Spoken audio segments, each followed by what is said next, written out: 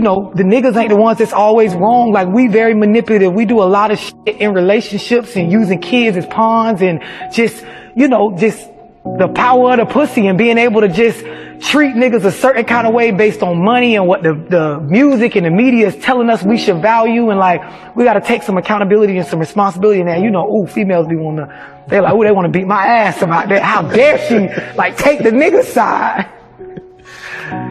As adolescents, we get to a certain age and we realize, like, our parents really didn't have it figured out.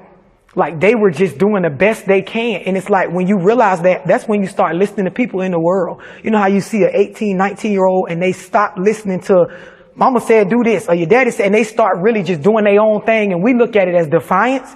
But that's that moment when it click in their mind that, especially for urban people, my mama ain't got no bunch of generational wealth. She ain't got no bunch of money. If I needed a rack right now to do something, or if I wanted a car or to borrow 10,000, she ain't got it. So really, all the shit she was telling me was just her surviving day to day. I got to get out here in the world and figure this shit out. And then we realized, like, we wasn't taught stress management. We never had no conversations about how emotions will fuck your life up if you make decisions based. This is stuff that we wasn't taught. We taught how to cook, clean, match up your clothes, make sure your drawers clean, don't leave out the house without brushing your teeth, shit like that. But nobody said, like, you could be going through a heartbreak in a relationship and be overwhelmed with emotion, but you still got to take your ass to work. And if you go to them people's job acting crazy, they will fire your ass. You won't be able to pay your bills. As your mama, I don't got no money to pay your bill. You will be homeless. You have to come back here.